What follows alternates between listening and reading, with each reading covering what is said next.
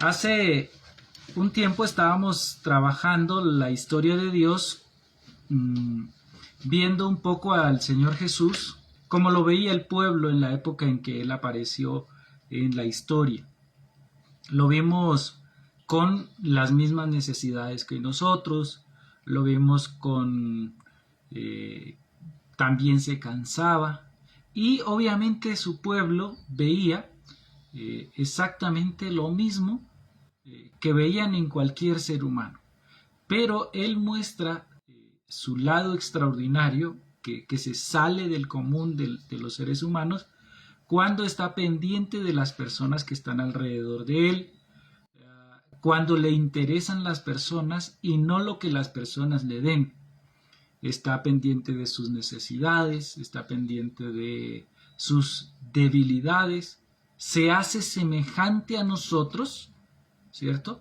Pero con un propósito, y es primero enseñarnos esa comunión que se debe tener entre Dios y el hombre, esa comunión que se perdió allá con Adán, porque Adán termina separado de Dios, no le encuentra sentido obviamente a la vida, porque empieza a experimentar miedo, dolor, angustia, todo eso con Adán, y todo eso llega al ser humano, ¿cierto? Y al llegar al ser humano, él se hace semejante a nosotros, pero no peca. Eso es lo extraordinario del Señor Jesús, no peca. Y se interesa por el otro. Cuando Adán pecó, el ser humano se convirtió en un ser humano egoísta, ególatra, por ahí dicen otros, que no sé si esa palabra exista, pero bueno. Solo piensan en sí mismos, no piensan en los demás, ¿cierto? Por eso incluso la ley en el pueblo se da que debía tener misericordia del otro, debía amar al otro, debía experimentar misericordia con el otro, pero lastimosamente el pueblo no logra dimensionar lo que Dios quería al también traernos la ley. ¿Listo? Entonces se convierte en una cantidad de rituales que finalmente lo alejan de Dios en vez de acercarlo a Dios. Entonces Jesús viene a restaurar absolutamente todo eso y viene a dar un mensaje que se viene predicando desde la antigüedad, pero el ser humano no lo ha entendido. Vimos también cómo él ama, ¿cierto? Aun cuando la persona le da la espalda, como lo vimos en Marcos 10:17, el rico, teniendo muchas riquezas, le da la espalda a Jesús y se va. Y el Señor Jesús antecito nos había contado que lo miró con amor. ¿Qué más recordamos? Que Dios por medio del Señor Jesucristo el objetivo es dar vida eterna, pero que todo se basa en el amor, que siempre Jesús hizo todo por amor. Muy bien, muy bien. Entonces, esa compasión, ese amor, eso que siente y experimenta él hacia su criatura, hecha a su imagen y semejanza, es lo que hace que él descienda del cielo y venga aquí y hace la voluntad del Padre que lo envió. Esto se nos olvida, ¿cierto? Generalmente decimos, ay, Cristo murió por mí, ay, Cristo no sé qué, pero no entendemos la dimensión de ese amor y de esa compasión de Dios para con aquel que fue hecho a imagen y semejanza. Nadie más fue hecho a imagen y semejanza, solo el ser humano. Bien, la pregunta es por qué él llegó allá entonces a la tierra de Judea, por allá en todos esos lugares que nosotros llamamos el Medio Oriente. Por ahí estuvo caminando él. No en todo, ¿no? Pero pues sí en esa zona que Dios le había asignado o que Dios le asignó al pueblo de Israel cuando salieron de Egipto. ¿Por qué él llega a esa zona? ¿Por qué llega a ese lugar? ¿Alguien sabe? Yo digo que es por dos cosas. Primero, para cumplir la palabra que Dios ya había dado. Y segundo, para llegar a los suyos. Bien.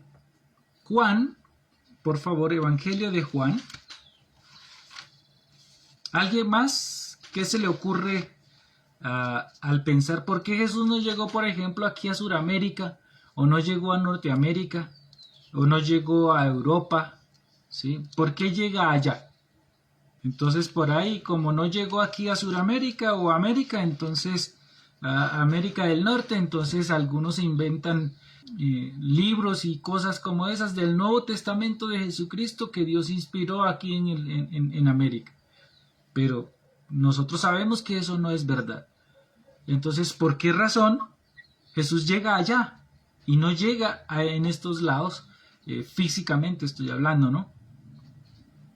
Y Alex, equivocada, Sí. pero creo que es porque ese territorio lo escogió Dios también. Creo que eso lo vemos en Reyes. Dios escoge la tierra de Jerusalén. Muy bien. ¿Gustavito iba a decir algo? Sí, porque ya estaba escrito que de Belén, de la menor de las ciudades, iba a salir el Salvador. Entonces era algo que ya el Señor había determinado. Muy bien, excelente. Pero, ¿cuál es la razón por la que él escogió ese lugar allá? Sí, sabemos que está escrito, todo eso está escrito. Vamos a ir a Juan capítulo 5, verso 39. Ustedes estudian con diligencia las Escrituras porque piensan que en ellas hallan la vida eterna y son ellas las que dan testimonio a mi favor. Ok, ¿qué está diciendo Jesús entonces? ¿Qué entendemos ahí? ¿Qué entendemos con ese Juan 5:39? Alex, esta versión dice, ustedes estudian las Escrituras a fondo porque piensan que ellas les dan vida eterna, pero las Escrituras me señalan a mí. Excelente versión. Gracias, Martica. ¿Cuál era la razón por la que los antiguos escudriñaban la palabra de Dios? ¿Qué los motivaba a ellos a leer las Escrituras? ¿Qué los motivaba a llevarlo en las filacterias? ¿Qué los motivaba a ellos llevarlos en esas cajitas que se ponían aquí? ¿Qué los motivaba a ellos a aprenderse la palabra de Dios? El alcanzar la vida eterna, el pensar que así alcanzaban la vida eterna. Muy bien. Pero resulta que las Escrituras no fueron inspiradas para dar vida eterna a nadie. Las Escrituras tienen un propósito. ¿Cuál es? Okay. Mostrarnos a Dios. Eso. Las Escrituras fueron inspiradas por Dios para mostrarnos su persona. ¿Ok? Las Escrituras fueron inspiradas por Dios para mostrarnos su persona. Esto es totalmente diferente a como nosotros leemos las Escrituras. ¿Ok? Nosotros leemos las Escrituras porque alguien nos dijo que debíamos leerla y grabárnosla y guardar los versículos allá en el corazón. Pero si no estamos viendo la persona de Jesús, entonces ¿cuál es el propósito de leer la Biblia? ¿Cuál es el propósito de leer las Escrituras? ¿Cómo queda ahí el propósito real con el cual Dios inspiró su palabra? Pues queda simplemente en el yo. Busco la Escritura para mi salvación, para mi tranquilidad, para mi salud, para mi prosperidad, pero no con el fin único que nos está mostrando Dios. Muy bien. Entonces, resulta que desde Adán, cuando Adán peca, Dios empieza con el plan que tenía eternamente a ejecutarlo. Adán entonces queda separado de Dios como esta hojita, ¿cierto? Y al quedar así separado de Dios, ¿qué es lo que hace que él quede así, como esta hojita? Arrugado, separado y de todo. ¿Sí? Y empieza a deteriorarse todo. La tierra cae bajo maldición. Todo lo que conocía empieza una decadencia, ¿cierto? ¿Por qué todo, a partir de que Adán queda así, todo empieza a perder ese propósito con el cual fueron creados? ¿Alguien sabe cuál es la razón? Porque hay separación con Dios, ¿no? Muy bien. Y dígalo, porque Dios dijo que el día que comiera del fruto prohibido, ese día, ¿qué le iba a pasar? Moriríamos. Morir. Bien. Entonces, de ahí en adelante, Dios empieza a ejecutar un plan que él tenía desde la eternidad. ¿Cuál era el plan? Reconciliar consigo mismo aquel que fue hecho a imagen y semejanza, que no fue hecho para estar así. Entonces, imagínese el evento. Adán se empieza a multiplicar. ¿Y cuántos seres humanos nacieron? Pues todos, ¿no? Bien, nacen todos. Entonces, obviamente Dios lleva una línea la cual nadie, absolutamente nadie percibe al leer las escrituras. Pero esa línea genealógica no está hablando de lo importante que era Adán. Tampoco está hablando de lo importante que era Noé. ¿Saben ustedes por qué Dios mete a Noé en el arca? ¿Por qué salva a su familia? Por sus promesas, por su amor. Por sus promesas. Una promesa que él le hizo a Adán. Que vendría alguien a herir la cabeza de aquella serpiente que les convenció y que finalmente Adán le creyó. ¿Ok?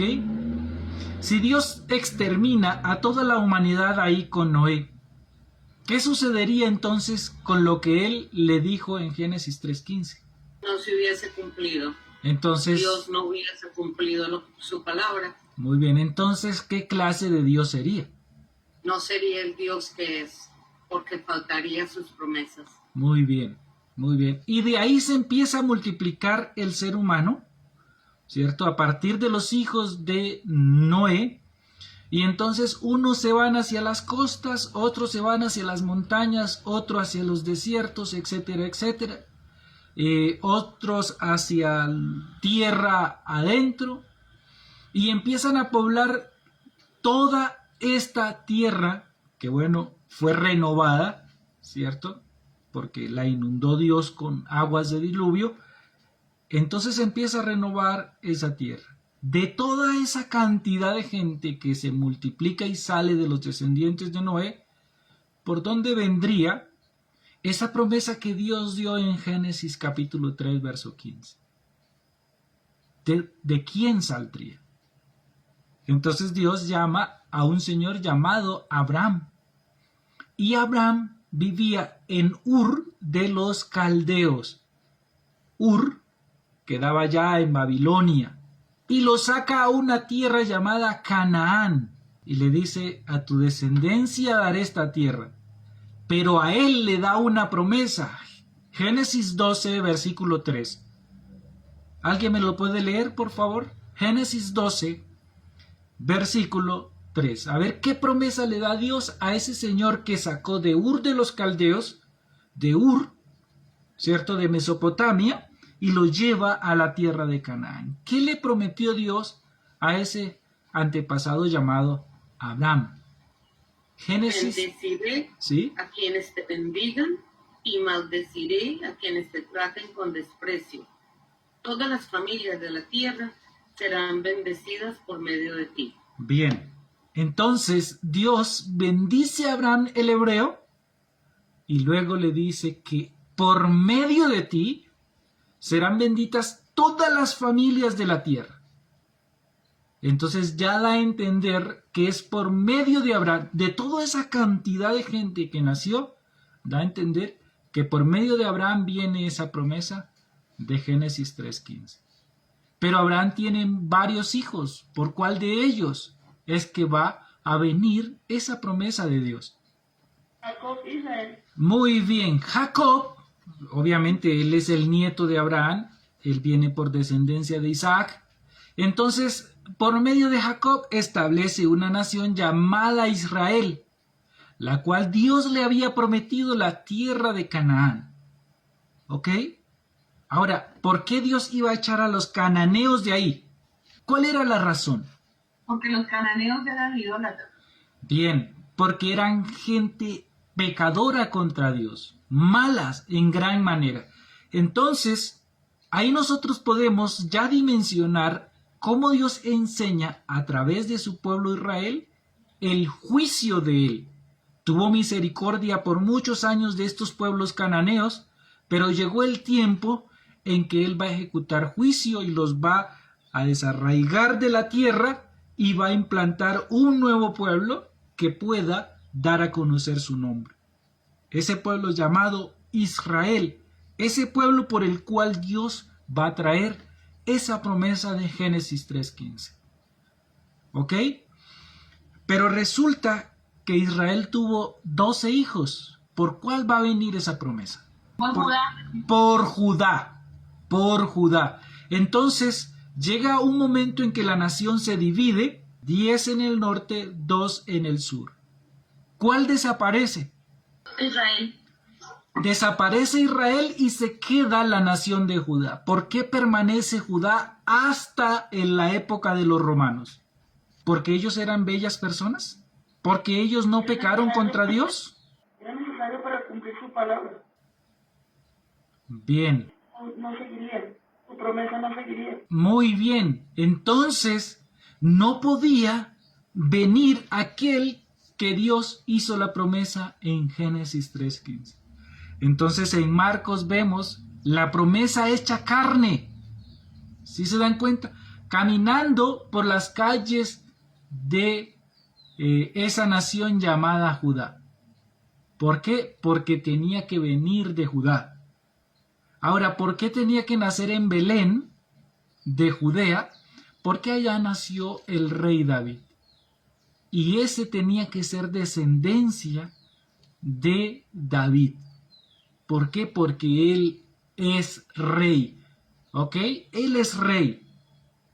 Pregunta, pero cuando él vino a esta tierra, ¿el pueblo vio al rey? No. ¿Qué vio? Un hombre común. Un hombre común, un hombre que se preocupa por las necesidades de su pueblo. Un hombre que está pendiente y te entiende en lo que tú experimentas de angustia, de dolor y de necesidad. Luego nosotros no pedimos eso en los gobernantes, que nos entiendan a nosotros como pueblo. Sí, señor, que nos representen como tal. ¿Y por qué aquel que los representó como tal lo rechazaron? ¿Por qué no nos gusta ver a un Jesús cercano?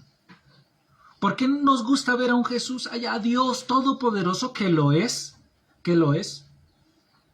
Pero es un Jesús que vino, se presentó con mis necesidades, fue tentado absolutamente en todo, pero sin pecado. ¿Por qué no nos gusta ver así al Señor Jesús? ¿Por qué no nos gusta ver al Rey que se hizo carne y que me entiende y que está preocupado por mis necesidades? Porque a nosotros nos pasa igual, porque si Él viene con nuestras necesidades, nos hace ver qué tan pecadores somos y a dónde podemos llegar, pero no lo hacemos, no lo queremos. ¿Sí? Bien. ¿Por qué no nos gusta ver a un Dios que realmente me ama? ¿Por qué me gusta ver a un Dios allá lejano? ¿Por qué no me gusta ver a un Dios que está aquí muy cerca, que me ama con toda su ser? Parece que en el momento que Jesús llegó al pueblo de Israel, ellos tenían una necesidad de alguien que los libertara de los romanos. Pero ellos querían algo inmediato, que los sacaran de ahí, de esa condición de esclavitud. Y nosotros queremos que nos saquen de la situación que tenemos en el momento. Sea la necesidad que se tenga en el momento. No lo vemos más allá de la libertad de pecado, la libertad de la muerte, ¿sí? Porque realmente Dios nos libertó de la muerte por medio de todo el sacrificio. Pero lo que queremos es inmediatez, o sea, lo que nos está haciendo daño en el momento, eso es. Entonces, por eso es que no lo vemos como lo que realmente es. Muy bien.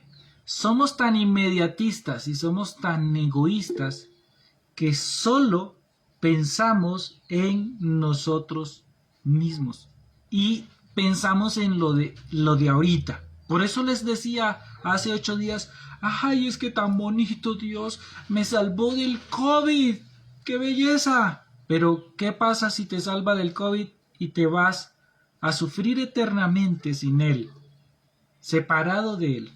¿De qué te sirvió? De nada. Bien. ¿Y qué pasa si Dios llena todos tus bolsillos y están abarrotados de dinero? ¿Y si pierdes tu alma? ¿De qué te sirve? De nada. Ok. Bien, parece que no estamos tan diferente al pueblo de Judea, ¿cierto? Al pueblo que habitaba en esa región, al pueblo de hoy. ¿Sí se dan cuenta?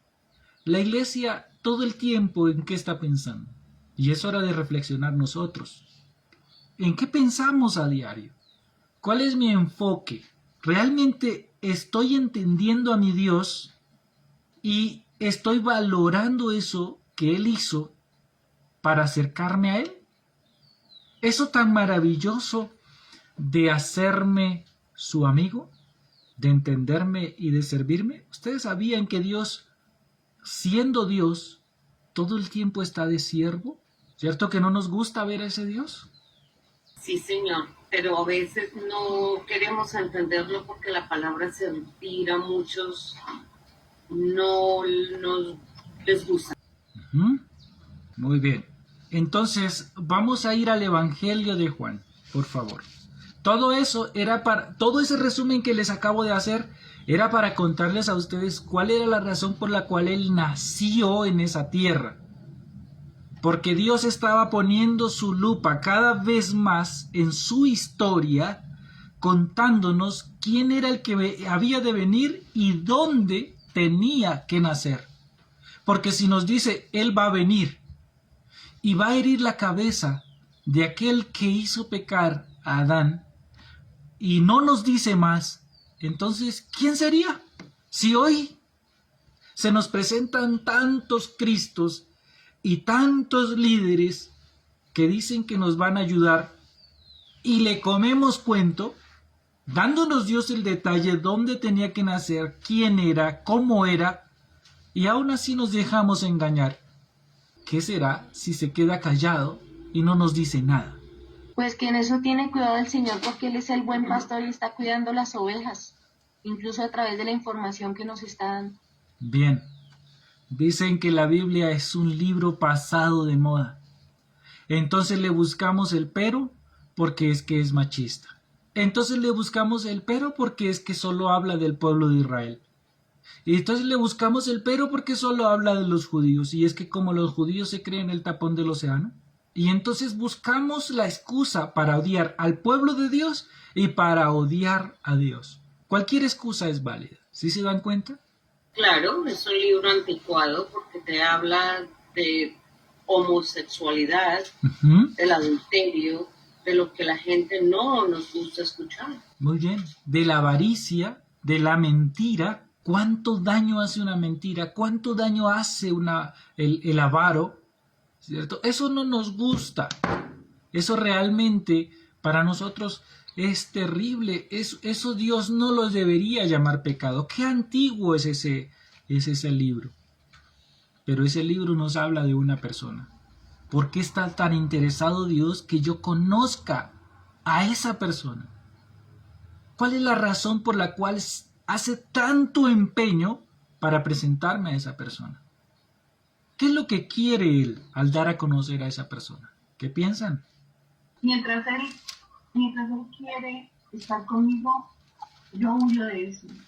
El ser humano, nosotros huimos de ese amor que él siempre quiere brindarnos. El ser humano está como huyendo de eso, en vez de querer, de anhelarlo. Muy bien. Todo eso que le acabo de contar obviamente está en los versículos, no se los digo porque pues ustedes ya conocen la historia. Si no la conocen, entonces yo les invito a que se contacte con nosotros y empezamos el cronológico. Todo eso que les acabo de nombrar es la plataforma de la enseñanza de hoy.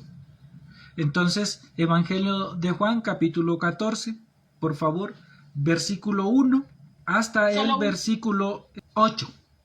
No dejen que el corazón se les llene de angustia, confíen en Dios y confíen también en mí. En el hogar de mi Padre hay lugar más que suficiente. Si no fuera así, ¿acaso les habría dicho que voy a prepararles un lugar? Cuando todo esté listo, volveré para llevarlos, para que siempre estén conmigo donde yo estoy. Y ustedes conocen el camino que lleva a donde voy. No, Señor, no lo conocemos, dijo Tomás. No tenemos ni idea de dónde vas. ¿Cómo vamos a conocer el camino? Jesús le contestó, yo soy el camino, la verdad y la vida. Nadie puede ir al Padre si no es por medio de mí. Si ustedes realmente me conocieran, también sabrían quién es mi Padre. De ahora en adelante ya lo conocen y lo han visto. Felipe le dijo, Señor, muéstranos al Padre y quedaremos conformes. Ok, bien. ¿Cuánto tiempo hace que el Señor Jesús viene caminando con los discípulos? 3 años. Máximo 3 años, ¿cierto? Mínimo 2 años. Entonces, ahí están 2 discípulos, uno llamado Tomás y el otro llamado Felipe. Pero, ¿por qué les dice, no se turbe vuestro corazón? O como dice la otra versión, la que nos acaba de leer Mile. ¿Nos la vuelves a leer nuevamente, Mile, porfa, el 1? No dejen que el corazón se les llene de angustia. Eso. ¿Por qué dice eso? ¿Se lo está diciendo solo a Tomás y a Felipe? ¿Por qué les dice que no se angustien, muchachos? No se angustien. A sus discípulos, ¿cierto? Ok, bien. Si nosotros vamos a Juan capítulo 13, el Evangelio, vamos a ver qué es lo que está pasando y por qué ellos se angustiaron. ¿Listo? Evangelio de Juan capítulo 13, verso 36 al verso 38. ¿Alguien me lo puede leer, por favor?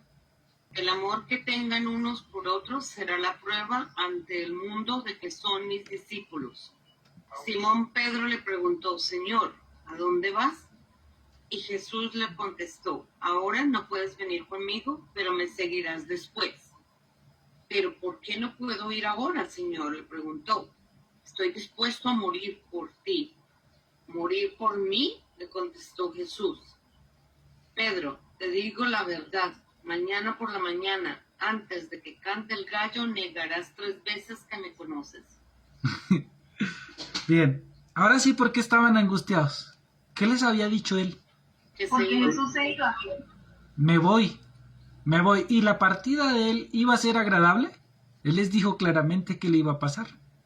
Y su líder le está diciendo, me es necesario ir a Jerusalén y allá padecer de los ancianos de mi pueblo, ¿cierto?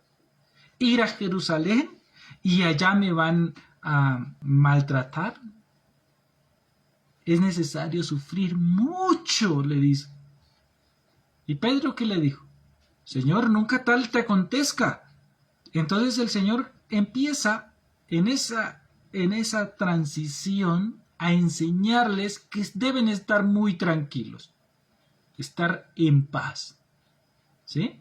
Y que oren. Pero Pedro, ¿qué le dice?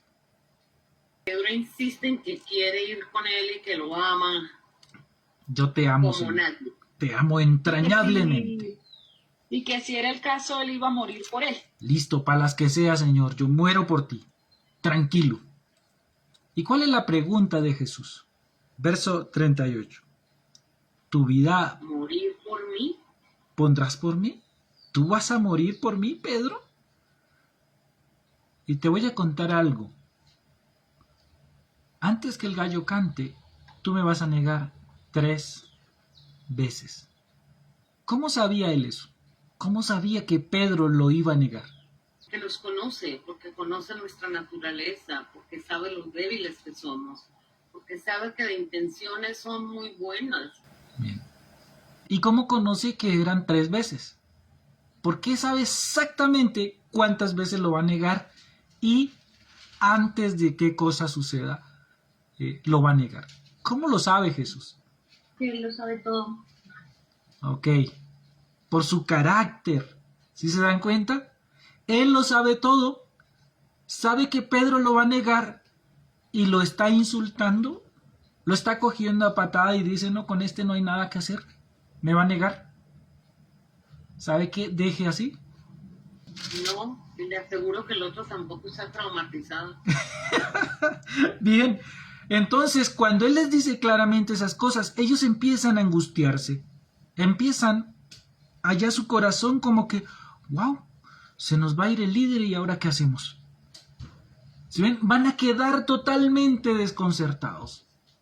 Van a quedar sin piso, porque antes habían dejado todo para seguir a este, y este les está diciendo que es necesario padecer.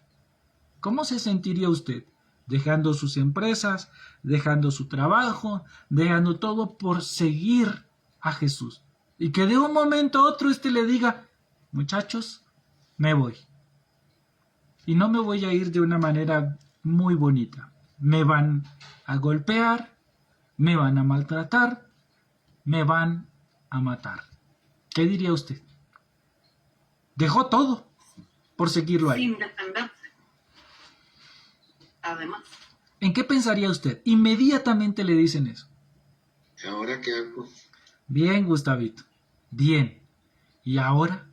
¿Dejé todo por este man y va y me deja en estas? ¡Qué angustia! ¿No cree? Total. Entonces... Desubique total. Total. Entonces él entra a decirles, tranquilo muchachos. Verso 1 del capítulo 14. No se angustien. No se angustien. ¿Creen en Dios? Crean también en mí. Y entonces les da un consuelo. En la casa de mi padre, muchos lugares donde vivir, yo no les hubiera dicho que voy a prepararles un lugar. Antes de decirles que él iba a padecer, ¿qué les había contado en la intimidad? ¿Esta palabra del versículo 2 de Juan capítulo 14 era nueva? No, ya les había dicho. Bien. ¿Qué les dijo? Crean en mí y van a tener todo lo que ustedes quieran en este mundo. No, que cuando viniera, que cuando todo estuviera listo, nos llevaría con él. Eso le dijo. Eso se los dijo en la intimidad. Pregunta, ¿Dios te ha dicho en la intimidad que tiene un lugar de morada para ti? ¿Un lugar de vivienda para ti? ¿Una habitación exclusivamente para ti? Ahora, ¿cuántas veces te lo ha dicho? Y aún así, ¿cómo vivimos? Como si fuéramos a permanecer acá. ¿Qué tendríamos?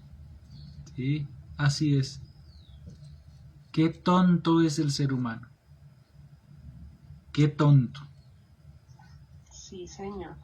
En estos días vi una ilustración donde iban las personas en fila, ¿sí? Y decía lo siguiente, cada uno de nosotros, por ejemplo, es como si fueran estos dedos en fila. Uno se va muriendo, luego el otro, luego el otro, luego el otro, luego el otro, luego el otro. Y la ilustración decía, cada ser humano va en esa fila, ¿cierto?, a que se termine su vida algún día. No sabemos cuándo, no sabemos a qué horas, no sabemos qué día, no sabemos.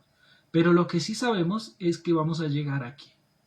La pregunta es, ¿estás listo para la habitación eterna? ¿O sencillamente crees que eres eterno pero en esta tierra? Señor, no nos hables tan duro, no nos digas que te vas a morir. Pero es que él ya también les había dicho que iba a resucitar. Pero ellos se quedaron con que se va a morir. ¿Nosotros con qué nos quedamos? Con lo mismo, es que algún día nos vamos a morir. Y ya. Pero pregunta, ¿estás preparado para ese día? ¿Estás listo para pasar la eternidad? Bien, es una pregunta que debe quedar allá adentro en nuestro corazón. Y creo que esa pregunta debería ponernos a pensar y a reproyectarnos en lo que vivimos. Bien. Capítulo 14 de Juan, verso 13, le sigue diciendo, y si me fuere yo os prepararé el lugar, vendré otra vez y os tomaré a mí mismo para que donde yo estoy, vosotros también estéis. Ya sabéis a dónde voy y sabéis el camino. Pregunta, ¿qué conocían los discípulos? ¿Qué les había dicho? Aparte de que habían habitaciones. Les había dicho todo, les había hablado de todo lo que les esperaba. Bien, muy bien. ¿Les había dicho el camino? ¿Sí o no? ¿Les había dicho que él volvería y se los llevaría? ¿Sí les había dicho? Sí. Sí. ¿Cuál es la pregunta, Tomás? ¿Cómo vamos a conocer el camino? Señor, me dejas cabezón. Me dejas como un poco pensativo. ¿Cómo vamos a saber el camino? Y el que les había dicho antes, ustedes ya saben el camino. ¿Y Tomás cómo estaba? Eso es el menso del Tomás. Perdido. Bien. Oh, ¿cuál será el camino? Conozco cristianos que dicen, Jesús es el camino, Él es la verdad, Él es la vida. ¿Entienden lo que dicen? Y en el momento de fallecer o en el momento de estar a punto de fallecer, se le olvida que Jesús es el camino, que Jesús es la verdad y que Jesús es la vida. Si fuera en el momento de fallecer, en el momento en que se nos presenta cualquier tonta preocupación o inconveniente. Bien. Gracias, Martica. Qué buena corrección. Así es. Cualquier tonto inconveniente, inmediatamente digo, ¿y dónde está el camino de Dios? ¿Por qué Dios no me muestra su camino? ¿Por qué Dios no me muestra su voluntad? Como Tomás, Señor, ¿cómo podemos saber el camino? Entonces Jesús le dice, Tomás, yo soy el camino, yo soy la verdad y yo soy la vida. Si me conoces a mí, ¿también a quién? Al Padre. Listo, si me conoces a mí, también conoces al Padre. Y viene otro menso. ¿Qué contesta Felipe? Ay, Dios mío, que le muestre al Padre. Ese está pasado. Listo, Señor. Perfecto, fabuloso. Te creo lo de las moradas, te creo lo de las habitaciones, te creo... ¡Qué maravilla, hola! Pero, Señor, muéstranos al Padre y listo. Ya quedamos satisfechos. ¿En serio van a quedar satisfechos? Claro que no. Es Carola. Bien. Y a veces preguntamos, ¿quién es Jesús? ¿Y si Jesús, tú sí vas a volver? Si las cosas permanecen como antes, como me hizo la pregunta María antes de empezar, ¿tú sí vas a volver? Esto está hecho un tierrero, Señor. Esto no hay quien lo arregle. Señor, ¿y mis finanzas? Señor, ¿y mi enfermedad? ¿Quién me la va a curar, Señor? ¿Tú fuiste hecho para esta tierra? ¿Fuiste hecho para permanecer en esta tierra que está bajo maldición? No. Ok. Fuiste hecho para vivir feliz eternamente con tu Señor, con aquel que dio la vida por ti, con aquel que vino a parecerse a ti en esta tierra, a hacerse semejante a ti en todo, pero sin pecado, para reconciliarnos con el Padre, para llevarnos y estar en común unión eternamente y felices por siempre. ¿No les gustaría? Pero seguimos preguntando, Señor, ¿y cómo es eso? Señor, muéstranos al Padre y nos basta. ¿Jesús no les había presentado al Padre? Esa pregunta de Felipe hace que Jesús nos cuente toda una historia desde el capítulo 14, desde el verso 9 hasta el capítulo 16. Verso 16, no interviene nadie más. Solo Jesús respondiendo la pregunta o la petición de Felipe. De ahí en adelante Jesús, para que no quede ni una pizca de duda quién es Él, le cuenta, nos cuenta, hasta el capítulo 16, verso 16, nadie más intervino. Bueno, hasta el versículo 14, verso 22 dice, le dijo Judas, no el Iscariote, dice, Señor, ¿cómo es que te manifestarás a nosotros y no al mundo? Sí, ahí hay otra pregunta y de ahí en adelante se despliega el Señor Jesús a responder esas dos preguntas. La de Tomás, bueno, la petición de Tomás que muéstranos al Padre y la pregunta de Judas, ¿tú te vas a manifestar a nosotros y no al mundo? ¿Cómo es eso? Y él ahí mismo le responde. Bien. ¿Qué le responde?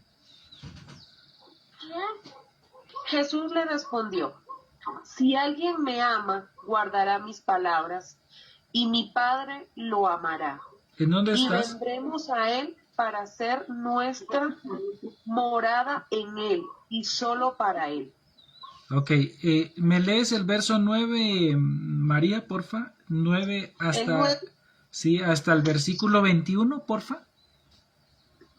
Jesús respondió, hace tanto tiempo que estoy con ustedes y todavía no me conocen. ¿Entiendes, Felipe? El que me ha visto a mí, ha visto al Padre. ¿Cómo pues? Dice, mostrando al Padre. ¿No crees que yo soy el Padre y que el Padre está en mí? Las palabras que he dicho no vienen de mí. El Padre está en mí y él que hace sus obras creerán que yo soy el Padre y el Padre está en mí.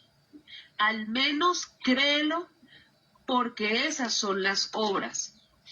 Ahora me toca ir al Padre, pero les digo, el que cree en mí hará las mismas cosas que yo hago, y aún harán cosas mayores.